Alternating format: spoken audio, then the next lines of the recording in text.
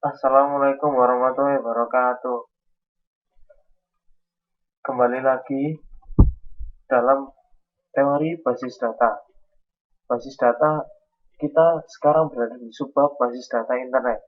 Nama saya Rico Ramadan Riviawan dari Politeknik Elektronika Negeri Surabaya dengan dosen pembimbing Tengga Asmara Eskom OJA akan menerangkan teori tentang basis data internet. Pokok bahasan.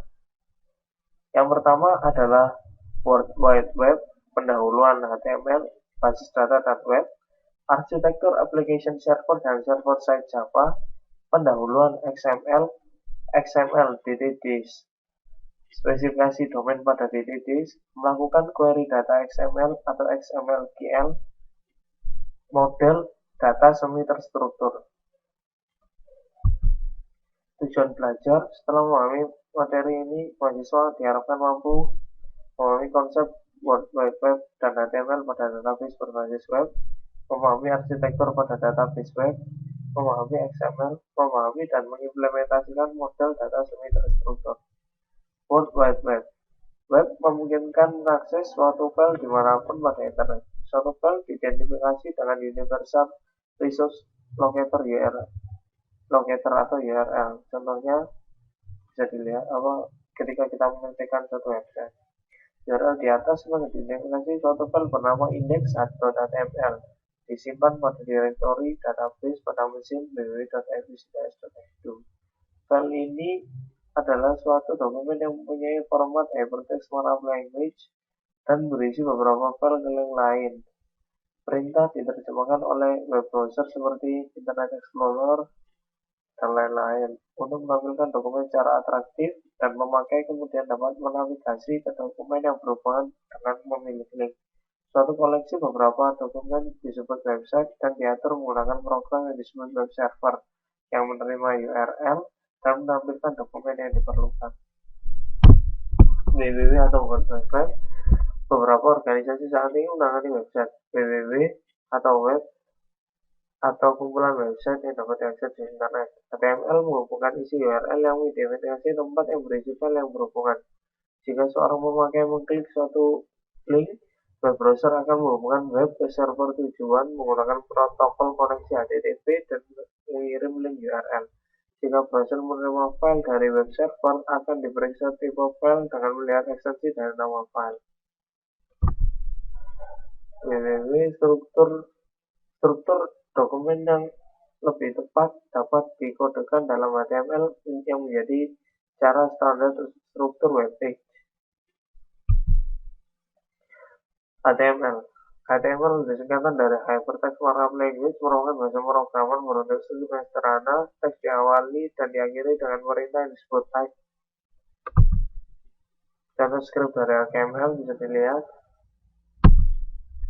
Basis data dan web. Halaman web berisi hasil dari query database. Untuk memainkan halaman web dilakukan hal sebagai berikut. Web server membuat proses baru dari program yang berinteraksi dengan basis data. Web server berkomunikasi dengan program melalui CGI (Common Gateway Interface). Program memainkan halaman hasil dengan isinya berasal dari basis data. Protokol lain selain CGI ada ISA API atau Microsoft Internet Server API atau NSAPI Netscape Server API. Arsitektur application server dan server-side Java. Pada CGI, setiap halaman merupakan hasil pembuatan sebuah proses baru sehingga sangat tidak efisien. Oleh karena itu dikembangkan arsitektur application server, yaitu suatu perangkat lunak antara web server dan aplikasi. Fungsi aplikasi server adalah mengendalikan track untuk informasi, tempat koneksi basis data, integrasi antara sumber data yang heterogen, manajemen transaksi melibatkan beberapa sumber data, manajemen session. Pemrosesan pada sisi server dapat menggunakan Java Applet, Java Bean, Java Server Page, dan Active Server Page. Pendahuluan XML. Executable HTML atau XML merupakan bahasa script versi lanjutan dari HTML. XML merupakan penggabungan antara SGML dan HTML di mana kekuatan SGML digabungkan dengan kesederhanaan HTML. XML menggunakan definisi markup language baru yang disebut Documented Declaration Elemen yang terdapat pada XML meliputi blok utama yang dibangun secara terstruktur dengan XML. Tag dimulai dari start dan di akhir harus secara tepat berulang. Elemen pada XML mempunyai atribut yang merupakan informasi tambahan mengenai elemen tersebut. Pada entity pada XML serupa dengan makro yang berupa teks biasa. Pada XML juga tersedia perintah untuk komentar dan elemen yang terpenting adalah dokumen teks. Ini merupakan contoh dari script XML. DTD Document Type Declaration adalah himpunan aturan yang mendefinisikan elemen, atribut, dan entity yang diperbolehkan pada dokumen. Dokumen pada XML mempunyai bentuk yang baik jika tidak mempunyai asosiasi DTD tetapi digunakan berulang dengan tepat.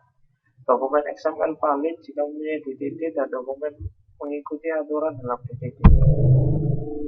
Contoh DTD dalam XML. Spesifikasi domain pada DTD. Untuk menangani sumber-sumber data yang berlainan dikembangkan standarisasi DTD untuk memungkinkan domain dapat menukar data di antara sumber-sumber yang heterogen. Contohnya adalah domain pada DTD untuk mengkodekan material matematika pada web dengan menggunakan mathematical markup language. Perbedaan HTML dan ML dapat dilihat pada bersama di bawah ini. Dalam HTML, skripnya seperti tersebut, tapi kalau dalam HTML, melakukan query data XML atau XML-GL. Tujuannya melakukan query data XML adalah melakukan manipulasi dokumen XML dengan menggunakan bahasa deklaratif. Tingkat query data XML belum dilakukan standarisasi. Contoh query dengan XML-GL.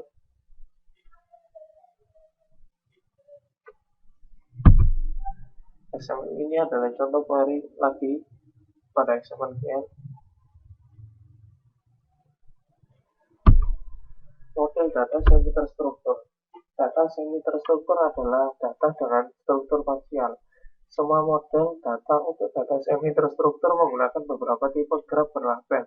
Pada sebab ini diperkenalkan model data semi terstruktur yang disebut Object Agent Model atau OAM.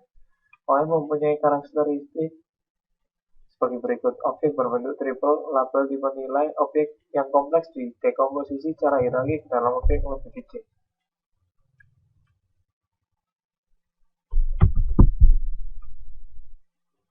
Model data semi terstruktur bisa dilihat pada gambar. Ringkasan. Pada file World Web diidentifikasi melalui Universal Resource Locator atau URL. Web browser membawa URL ke tempat yang berisi file yang bertanya pada web server pada tempat tersebut untuk file yang dimaksud. Jika kemudian menampilkan file yang tepat, membawa ke tipe file dan instruksi terformat. Browser memanggil program aplikasi untuk menangani tipe file tersebut, misalnya memanggil MS Word untuk menangani dokumen Word. HTML adalah markup language yang sederhana yang digunakan menggambarkan dokumen. Program Java, audio, dan video dapat disediakan dalam dokumen HTML. Data yang diakses melalui web disimpan dalam DBMS. Web server dapat mengakses data dalam DBMS untuk membentuk halaman yang diminta oleh web browser. Ini web server ternyata harus mengeksekusi program pada tempat secara berurutan untuk mengulangi hal langsung. XML adalah deskripsi standar dokumen yang menggambarkan isi dan struktur dokumen dalam hal penampilan langsung. XML berdasarkan HTML dan HTML merupakan standar dokumen yang banyak digunakan. Latihan soal. Definisi, arti, dan penggambaran penggunaan HTML, URL, CGI, pengasihan, server-side, dan Java-Servlet. HTML adalah markup language yang sederhana yang digunakan untuk menggambarkan dokumen. URL adalah singkatan dari Universal Resource Locator, di mana URL mengidentifikasi file berformat HTML yang disimpan pada direktori database. CGI adalah suatu protokol yang merupakan bentuk hubungan interaktif di mana klien dapat mengirimkan suatu masukan kepada server dan server mengolah masukan tersebut setelah mengembalikan kepada klien. Pemrosesan server-side adalah proses yang dijalankan di web server sehingga yang dikirimkan ke browser pada sisi klien adalah hasilnya saja. Java Server adalah suatu program Java yang berjalan pada server dan berinteraksi dengan server melalui API yang didefinisikan dengan baik. Apakah JGI itu? Apa kerugian arsitektur menggunakan script JGI? JGI merupakan suatu protokol yang merupakan bentuk hubungan interaktif di mana klien dapat mengirimkan suatu masukan pada server dan server mulai masukan tersebut serta mengembalikannya pada klien. Kerugian menggunakan script JGI ini adalah membuang waktu keamanan di server, membuka lubang keamanan di server Anda. Biasanya program JGI juga susah untuk didebug. Apa perbedaan antara web server dan application server? Application server yaitu perangkat lunak antara web server dan aplikasi. Sedangkan web server adalah layanan data yang berfungsi menerima permintaan HTTPS atau HTTP dari klien yang dikenal dengan browser web dan mengirimkan kembali ke hasilnya dalam bentuk halaman-halaman web yang umumnya berbentuk dokumen HTML. Bagaimana dokumen XML dibentuk dengan baik? Dokumen XML mempunyai bentuk yang baik jika tidak mempunyai asosiasi DTD tetapi digunakan berulang dengan tepat. Misalnya pada toko buku, diasumsikan pelanggan juga ingin mencari buku berdasarkan judul buku. Buatlah dokumen HTML memungkinkan pemakai menginginkan judul buku. Kita lihat tag HTML-nya. Ini merupakan tag HTML yang pertama, ini merupakan tag HTML yang kedua. Lanjutan dari yang pertama tadi. Dan hasilnya adalah seperti ini. Jika kita buka pada web browser,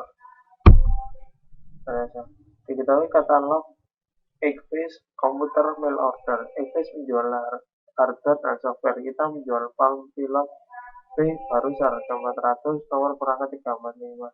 Kita juga menjual IBM ThinkPad 570 seharga 199, nomor perangkat 3748. Kita menjual baik software bisnis dan entertainment Microsoft Office 2000 baru datang dan dapat dibeli standard edition dengan harga $150.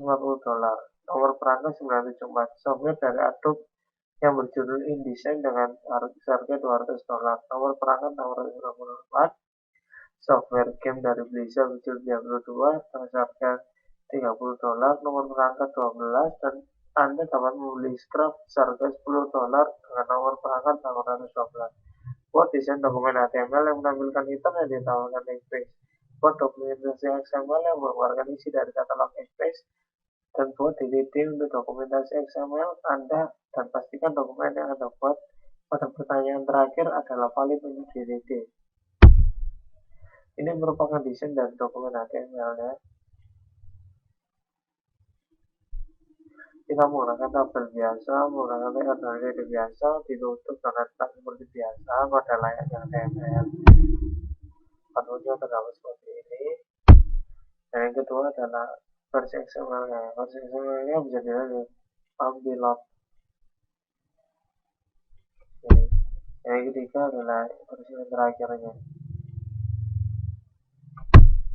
Terima kasih. Sekian dari saya Rico Ramadan Riviawan. Mohon maaf jika ada salah kata. Assalamualaikum warahmatullahi wabarakatuh. Assalamualaikum warahmatullahi wabarakatuh. Bersama saya Rico Ramadan Riviawan dari Politeknik Elektronika Negeri Surabaya, jurusan Teknik Informatika, akan memberikan teori tentang data warehouse dan decision support system. Decision support. Dosen pembimbing Bapak Rengga Asmara, Eskom UCA. Data warehouse dan decision support. Pokok bahasan, hubungan antara data warehouse dan decision support, model multidimensi, online analytical processing atau OLAP, arsitektur data warehouse, implementasi data warehouse, view, dan decision support. Tujuan belajar, setelah mempelajari materi ini, dalam bab ini, mahasiswa diharapkan mampu memahami hubungan antara data warehouse dan decision support, dapat mendesain model dan multidimensi, memahami online analytical processing atau OLAP, memahami arsitektur dan implementasi data warehouse, memahami penggunaan view pada aplikasi decision support. Pendahuluan. Data warehouse adalah suatu database penunjang keputusan yang dikelola secara terpisah dari database operasional perusahaan. dan merupakan penunjang pemrosesan informasi dan menyediakan suatu platform yang kokoh untuk analisa data yang mengandung histori dan terkonsolidasi. Berikut beberapa definisi tentang data warehouse. Suatu data warehouse adalah suatu koleksi data yang bisa digunakan untuk menunjang pengambilan keputusan manajemen berorientasi subjek atau topik, terpadu, time variant, dan tidak mudah berubah. Menurut W.A. Imnon, bahwa data warehousing. Di sini bisa kita lihat juga mengenai data warehouse menurut IPM, konsultan dari IPM, Bapak Ferry Devlin. Dari data warehouse ke decision support, pembuatan keputusan organisasi memerlukan view menyeluruh pada segala aspek perusahaan, sehingga organisasi membuat data warehouse gabungan yang berisi data yang berasal dari berbagai sumber.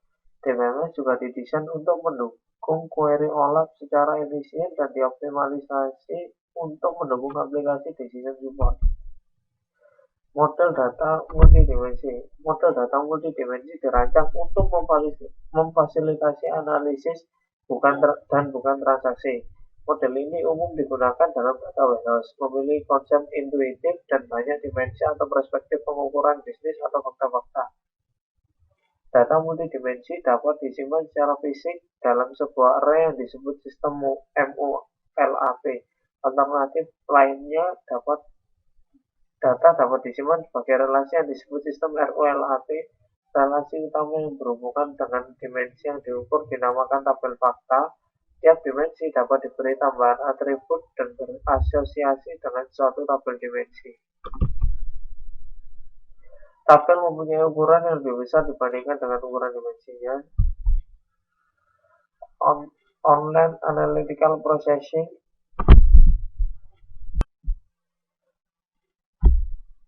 Online Analytical Processing atau OLAP, query OLAP dipengaruhi oleh dua hal, yaitu SQL dan spreadsheet. Operasi yang umum di dalam query OLAP adalah melakukan agregasi pada satu atau lebih dimensi. Misalnya, cari total penjualan tiap provinsi dan 5 ranking produksi teratas berdasarkan total penjualan. Jenis-jenis query OLAP yaitu roll up, yaitu dengan melakukan agregasi pada level yang berbeda dari hierarki dimensi. Drill down adalah kebalikan dari roll up. Pivoting yaitu melakukan agregasi pada dimensi terpilih.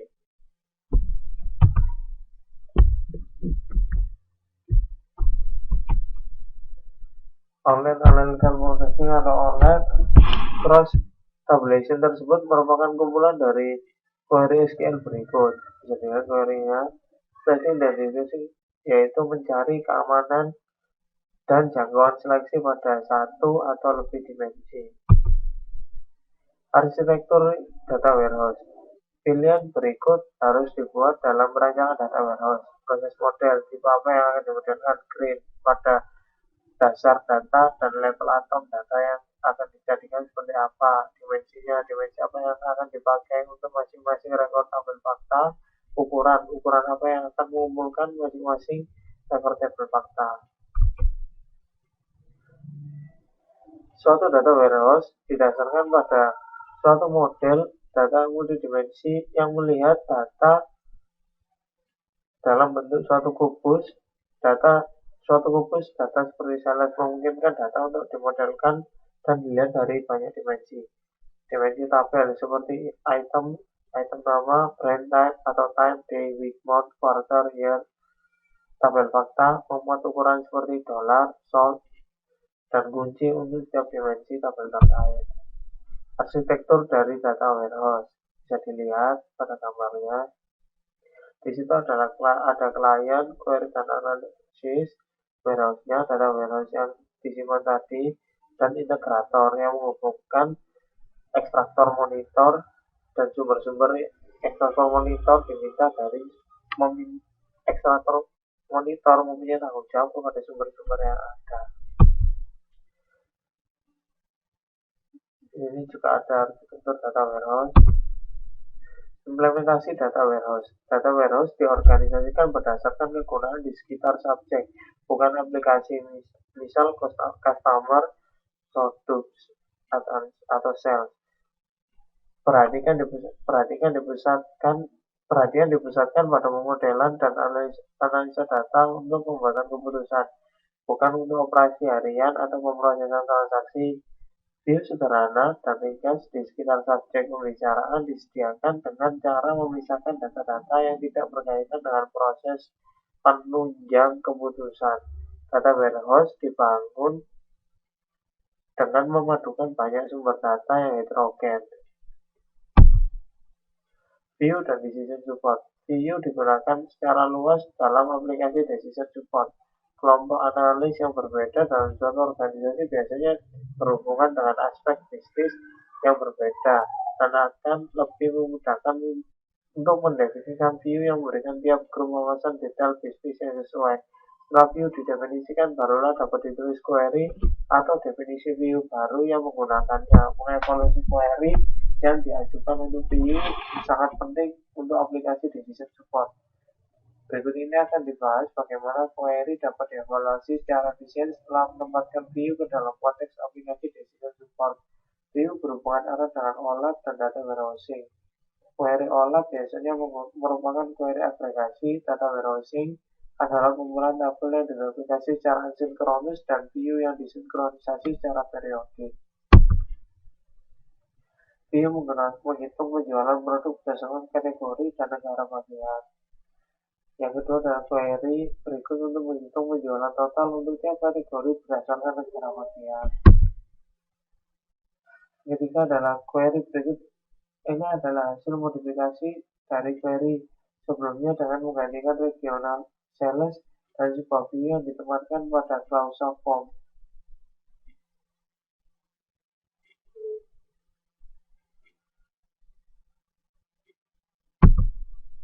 Ringkasan.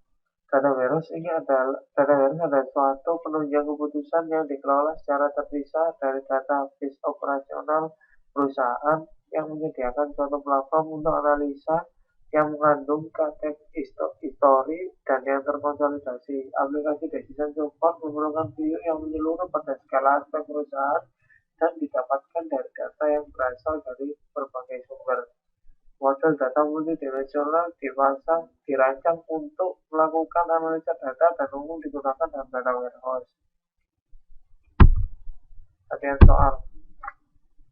Apa yang dimaksud dengan Decision Support? Decision Support adalah sistem komputer yang mengolah data menjadi informasi untuk mengambil keputusan dari masalah yang terstruktur.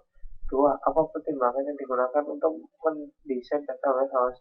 Desain untuk memanage pada data warehouse diperlukan manajemen pengolahan warehouse yang baik agar kemampuan semakin baik. Beberapa tugas manajemen warehouse antara lain backup, metode data baru, agresi data baru, aktivasi maintenance seperti mengindekskan dan pengarsipan. Desain untuk meningkatkan performansi. Banyak teknik yang digunakan oleh desainer untuk meningkatkan performansi query. Beberapa melibatkan desain query yang harus dibangun, tetapi teknik lain hanya berhubungan dengan desain data. 3. Deskripsikan dimensi dan pengukuran data dalam model multidimensional dan jelaskan perbedaan antara tabel fakta dan tabel dimensi. Model data multidimensional dirancang untuk memfasilitasi analisis dan bukan transaksi. Model ini digunakan dalam data warehouse. Memiliki konsep intuitif dan banyak dimensi atau perspektif pengukuran bisnis atau fakta-fakta. Perbedaan antara tabel fakta dan tabel dimensi. Tabel fakta memiliki ukuran yang lebih besar dibandingkan tabel dimensi. Dimensi tabel seperti item atau time, yang sedangkan tabel fakta mempunyai ukuran seperti dolar, so, dan kunci untuk setiap dimensi yang terkait. Apa yang dimaksud dengan tabel fakta dan mengapa sangat penting dari sudut pandang performa? Tabel fakta merupakan tabel yang umumnya mengandung angka dan data histori di mana key yang dihasilkan sangat unik karena key tersebut terdiri dari foreign key yang merupakan primary key dari beberapa dimensi tabel yang berhubungan. Tabel fakta memuat ukuran seperti dolar, song, dan muncul di setiap dimensi tabel terkait. Mengapa view begitu penting dalam lingkungan Decision Support? Bagaimana view dihubungkan dalam lingkungan data warehousing dan OLAP? View digunakan secara luas dalam aplikasi decision support. Kelompok analis yang berbeda dalam satu organisasi biasanya berhubungan dengan aspek bisnis yang berbeda dan akan lebih memudahkan untuk mendefinisikan view yang memberi tiap grup wawasan detail bisnis yang sesuai. Setelah view didefinisikan, barulah dapat ditulis query atau definisi view baru yang menggunakannya. Mengevaluasi query yang diajukan untuk view sangat penting untuk aplikasi decision support. View berhubungan erat dengan OLAP dan data warehousing. Query OLAP biasanya merupakan query agregasi data warehouse. Data warehousing adalah kumpulan tabel yang direplikasi secara asinkronis dan view yang disinkronisasi secara periodis. Sekian dari saya. Mohon maaf jika ada salah kata. Terima kasih. Wassalamualaikum warahmatullahi wabarakatuh.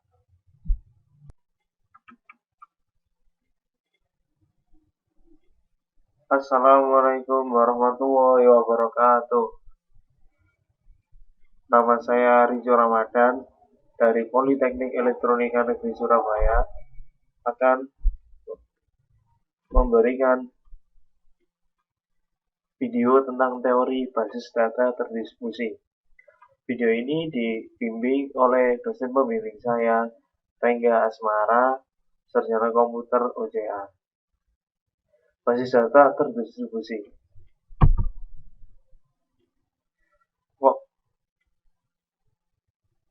Pokok bahasan. Pendahuluan.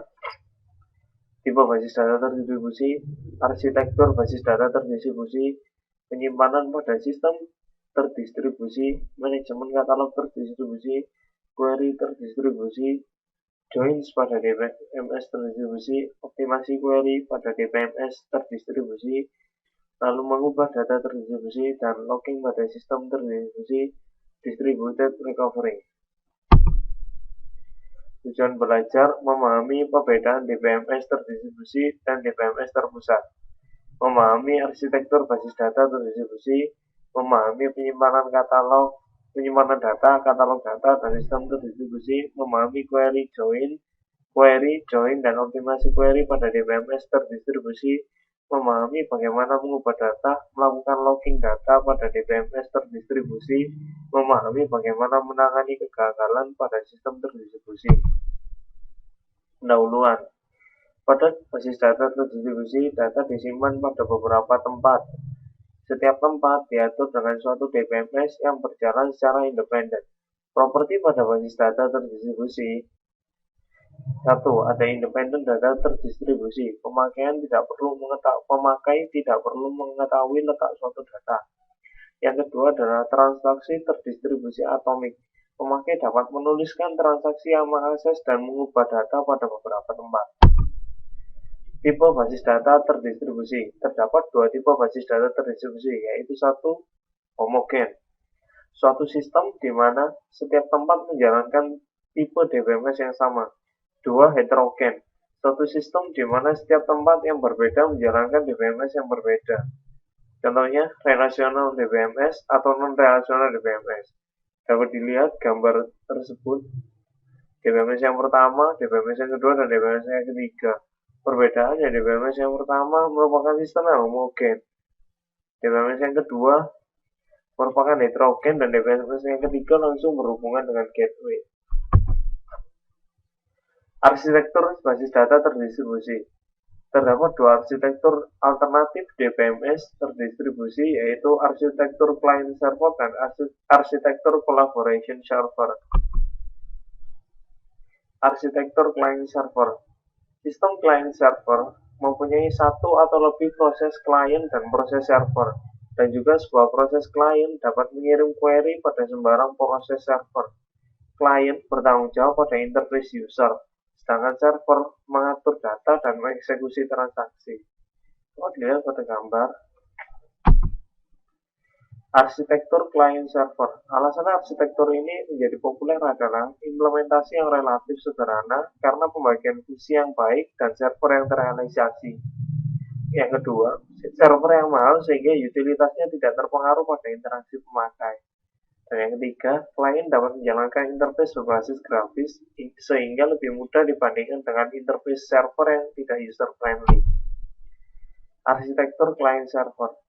Pada saat menulis aplikasi client server, perlu diingat batasan antara klien dan server untuk menjaga komunikasi antara keduanya yang berorientasi himpunan. Yang kedua, khususnya membuka kursor dan mengambil tuple pada satu waktu membangkitkan beberapa pesan dan dapat diabaikan. Arsitektur collaboration server. Collaboration server digunakan untuk mengurangi perbedaan yang digunakan oleh alternatif arsitektur client server. Terdapat sekumpulan server berbasis data yang menjalankan bekerja sama mengeksekusi transaksi pada beberapa server. Jika server menerima query yang membutuhkan akses ke data pada server lain, sistem akan membangkitkan subquery yang dieksekusi server lain dan mengambil hasilnya bersama untuk menggabungkan menjadi query asal. Bisa dilihat ada satu server pada gambar, ada satu server induk yang langsung melakukan query terhadap dua server lainnya yang dibagi dari server induk. Penyimpanan data pada sistem terdistribusi. Relasi disimpan pada beberapa tempat. Pengaksesan relasi disimpan pada remote site mengakibatkan biaya melewatkan pesan. Untuk menguranginya, sebuah relasi dipartisipasi atau difragmentasi ke beberapa tempat di mana fragmen tersebut sering diakses. Fragmentasi terdiri dari relasi yang dibagi ke relasi atau fragmen yang lebih kecil dan mengirim fragmen tersebut ke beberapa tempat. Terdapat dua macam fragmentasi, yaitu fragmentasi horizontal. Setiap fragmen terdiri dari sebuah subset baris dan relasi asal. Fragmen vertikal, setiap fragmen terdiri dari sebuah subset kolom dari relasi asal. Bisa dilihat pada gambar. Replika. Replika merupakan proses menyimpan beberapa kopi dari sebuah relasi atau fragmen relasi. Keseluruhan relasi dapat direplikasi pada satu tempat atau lebih. Berikut ilustrasi dari replikasi. Replika. Motivasi untuk replika adalah meningkatkan ketersediaan data. Jika sebuah tempat yang berisi replika melambat, kita dapat menemukan data yang sama pada tempat lain. Yang kedua, jika kopi lokal dari relasi yang dirimu tersedia, maka tidak terpengaruh saluran komunikasi yang gagal. Yang ketiga, evaluasi query yang lebih cepat karena dapat menggunakan kopi lokal dari relasi yang termasuk remote site. Manajemen katalog terdistribusi. Menyimpan data terdistribusi pada beberapa tempat dapat menjadi sangat kompleks dengan nama yang berbeda. Menyimpan data bagaimana relasi difragmentasi dan replikasi, bagaimana fragmen relasi didistribusikan ke beberapa tempat dan disimpan. Query terdistribusi, fragmentasi horizontal. Tuple dengan rating kurang dari 5 pada Shanghai dan lebih dari sama dengan 5 pada Tokyo, maka harus dihitung sum atau total dan count pada tempat kedua tempat. Fragmentasi vertikal, SID dan rating pada Shanghai, SNAME dan E pada Tokyo. Replikasi silo dikopikan pada kedua tempat. Join pada TBMS terdistribusi. Contohnya, London menyimpan 500 halaman silo dan Paris mempunyai 1000 halaman result. Semi-join. Teknik ini ditujukan untuk mengurangi jumlah tuple result yang dikirim dengan mengurangi biaya komputasi dan proyeksi pengiriman untuk biaya pengiriman relasi result penuh. Idenya terdiri dari langkah sebagai berikut. Di London, proyeksikan silo ke kolom join dan kirimkan ke Paris. Di Paris, lakukan join pada proyeksi silo dengan result. Hasil join reduksi dari result dengan silo, kirimkan reduksi result ke London. Pada London, join silo dan result yang sudah direduksi. Optimasi query pada DBMS terdistribusi. Untuk optimasi query pada sistem terdistribusi menggunakan pendekatan biaya. Perbedaan optimasi query pada sistem terdistribusi dan sistem terrealisasi. 1. Biaya komunikasi harus dipertimbangkan. 2. Otonomi tempat lokal harus diperhatikan. 3. Menggunakan metode join terdistribusi yang baru. Mengubah data terdistribusi. Replikasi transaksi dapat dilakukan dengan cara synchronous replication atau Contohnya, semua copy relasi yang dimodifikasi harus diubah sebelum modifikasi transaksi commit. Distribusi data dibuat transparan ke pemakai. Dan yang kedua adalah asynchronous replication. Copy dari sebuah relasi yang dimodifikasi hanya diubah secara periodik. Copy yang berbeda akan keluar dari sinkronisasi. User harus waspada pada distribusi data. Produk saat ini mengikuti pendekatan ini. Synchronous replication. Dua teknik yang menjamin transaksi terlihat sama dengan copy. 1. Voting. Transaksi harus menulis mayoritas copy untuk memodifikasi sebuah objek. Harus membaca cukup copy untuk meyakinkan bahwa terlihat setidaknya pada satu copy saat itu. Teknik ini biasanya tidak atraktif karena pembacaan adalah yang biasa. Read any, write all. Read any, write all. Penulisan lebih lambat dan pembacaan lebih cepat daripada teknik voting. Teknik ini banyak digunakan pada synchronous replication. Synchronous replication. Pemilihan teknik synchronous replication akan menentukan tempat di mana yang terkunci untuk setting. Biaya pada synchronous replication adalah sebagai berikut. Sebelum transaksi yang diubah commit, harus dilihat penguncian pada semua copy yang dimodifikasi. Kirimkan perintah log ke remote site, dan sementara menunggu respon pegang kunci yang lain. Jika tempat atau saluran gagal, transaksi tidak dapat commit sampai transaksi kembali. Meskipun tidak terjadi kegagalan, commit harus mengikuti commit protokol dengan beberapa pesan yang mahal. Karena itu, alternatif teknik asynchronous replication banyak digunakan. Asynchronous replication mengizinkan memodifikasi transaksi commit sebelum semua copy diubah. Pemakai harus waspada copy yang dikeluarkan dari sinkronisasi untuk suatu periode yang pendek. Teknik asynchronous replication menggunakan dua pendekatan, yaitu primary site dan peer-to-peer replication. Perbedaannya terletak pada beberapa banyak copy yang dapat diubah atau copy master. Peer-to-peer replication, lebih dari satu copy dari suatu objek dapat menjadi sebuah master. Perubahan ke copy master harus dipropaganda ke copy lain dengan cara yang berlainan. Jika dua copy master diubah menjadi suatu konflik harus dipecahkan. Teknik ini bagus digunakan jika konflik tidak terjadi. Misalnya, setiap tempat master memiliki fragment di join dan yang memiliki hak pengubahan dimiliki oleh satu master pada satu waktu.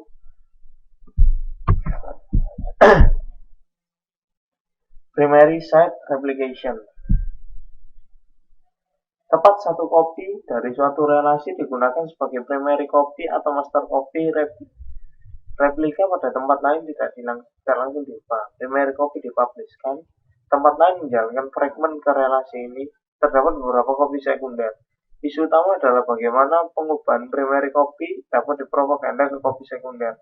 Hal ini dapat dilakukan dalam dua langkah. Langkah pertama, ambil pengubahan yang dibuat dengan transaksi commit. Langkah kedua, aplikasikan perubahan tersebut. Implementasi primary site pada asynchronous replication.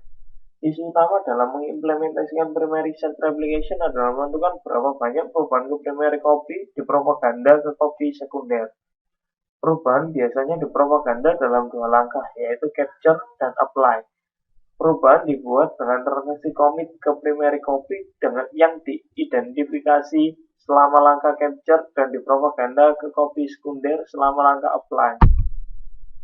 Mengimplementasikan langkah capture.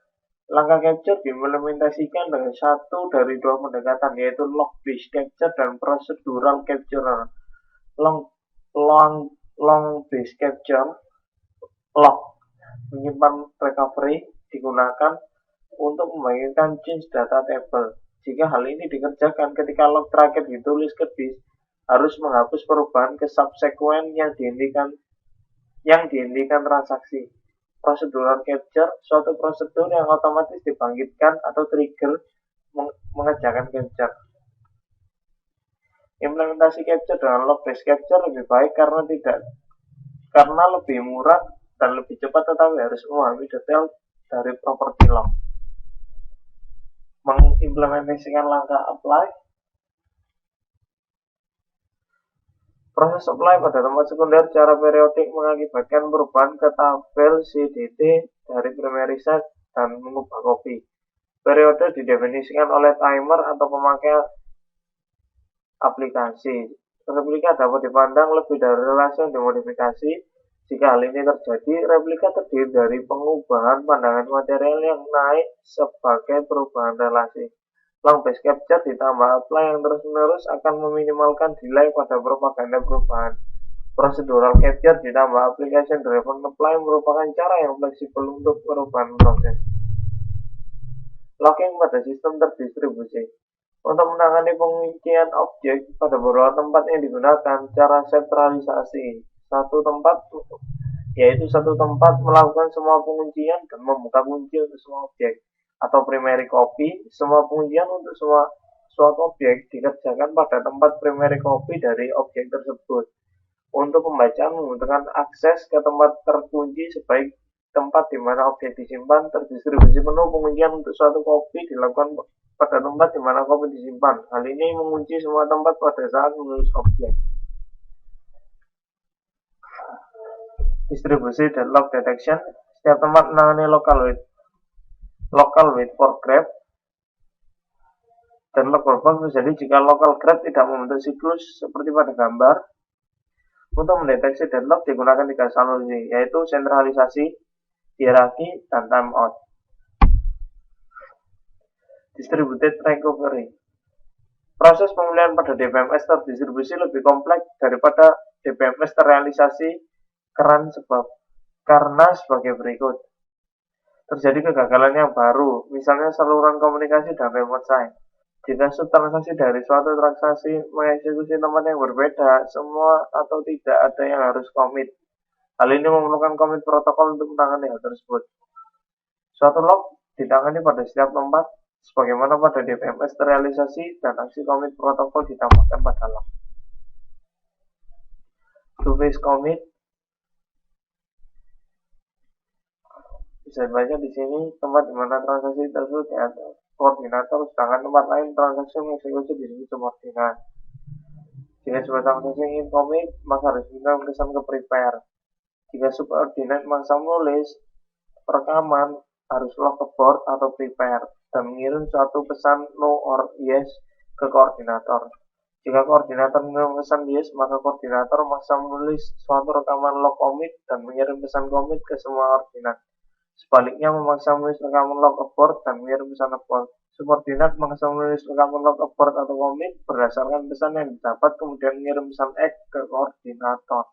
Koordinator menulis rekaman log N setelah mendapatkan semua pesan X. Restart setelah suatu kegagalan pada suatu tempat.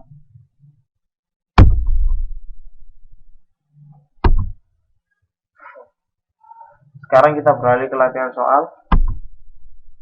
1. Apakah keuntungan DBMS terdistribusi dibandingkan dengan DBMS terrealisasi? Pada basis data terdistribusi, data disimpan pada beberapa lokasi dengan tujuan untuk membuat distribusi yang transparan. Pada basis data terdistribusi, distributed data independence, pemakai tidak perlu mengetahui lokasi data, dan distribusi transaksi automatically di mana tidak ada perbedaan antara transaksi terdistribusi dan transaksi lokal. Jika semua lokasi menjalankan perangkat lunak di DBMS yang sama, sistem tersebut homogen. Selain itu disebut heterogen, sedangkan tidak demikian pada DBMS terrealisasi. 2. Gambarkan arsitektur client server dan collaboration server. Itu ada gambarnya. Yang ketiga, pada arsitektur collaboration server, jika suatu transaksi dikirim ke DBMS akan digambarkan bagaimana aktivitas tempat yang berbeda dikoordinasi. Secara khusus, gambarkan aturan manajer transaksi pada tempat berbeda, konsep atomic transaksi terdistribusi. Seperti lihat pada gambar, ada satu server lokal, ada satu server induk yang dibagi menjadi beberapa server-server. Nah, server-server yang telah dibagi ini melakukan query ke dalam server induk dengan meminta data yang akhirnya dihubungkan pada DBMS-nya masing-masing. Definisikan fragmentasi dan replikasi dalam hal di mana data disimpan. Fragmentasi terdiri dari relasi yang dibagi ke relasi atau fragmen yang lebih kecil, dan mengirim fragmen pada beberapa tempat terdapat dua macam fragmentasi horizontal dan fragmentasi vertikal. Pada fragmentasi horizontal, setiap fragmen terdiri dari sebuah subset baris dari relasi asal. Pada fragmentasi vertikal, setiap fragmen terdiri dari sebuah subset kolom dari relasi asal. Replikasi berarti kita menyimpan beberapa kopi sebuah relasi atau fragmen relasi. Keseluruhan relasi dapat direplikasikan pada satu atau lebih tempat. Sebagai contoh, jika relasi R difragmentasi ke R1, R2, dan R3, kemungkinan terdapat hanya satu kopi R1, di mana R2 dan replikasi pada dua tempat lainnya, dan R3 pada replikasi semua tempat. Apakah perbedaan antara replikasi sinkronus dan asinkronus? Pada synchronous replication, semua kopi dari relasi yang dimodifikasi harus diubah sebelum modifikasi transaksi commit. Distribusi data dibuat transparan ke pemakai. Asynchronous replication, kopi dari sebuah relasi yang dimodifikasi hanya diubah secara periodik. Kopi yang berbeda akan keluar dari sinkronisasi. User harus waspada pada distribusi data. Produk saat ini mengikuti pendekatan ini. Definisikan distributed data independent. Distributed data independent adalah pemakai tidak perlu mengetahui lokasi data. Bagaimana teknik voting dan read one write all yang diimplementasikan pada replikasi sinkronus? Voting, transaksi harus menulis mayoritas kopi untuk memodifikasi sebuah objek. Harus membaca cukup kopi untuk meyakinkan bahwa terlihat setidaknya ada satu dari satu kopi saat itu. Read any write all, penulisan lebih lambat dan pembacaan lebih cepat daripada teknik voting. Teknik ini banyak digunakan pada synchronous replication. Berikan penjelasan bagaimana asynchronous replication diimplementasikan, khususnya jelaskan maksud capture dan apply. Implementasi primary set pada asynchronous replication. Isu utama dalam mengimplementasikan primary set replication adalah menentukan berapa banyak perubahan ke primary copy dipropaganda ke copy sekunder. Perubahan biasanya dipropaganda dalam dua langkah, yaitu capture dan apply. Perubahan dibuat dengan transaksi commit ke primary copy yang diidentifikasi selama langkah capture dan dipropaganda ke copy sekunder selama langkah apply. Mengimplementasikan langkah capture diimplementasikan dari satu dari dua pendekatan, yaitu log-based dan procedural capture.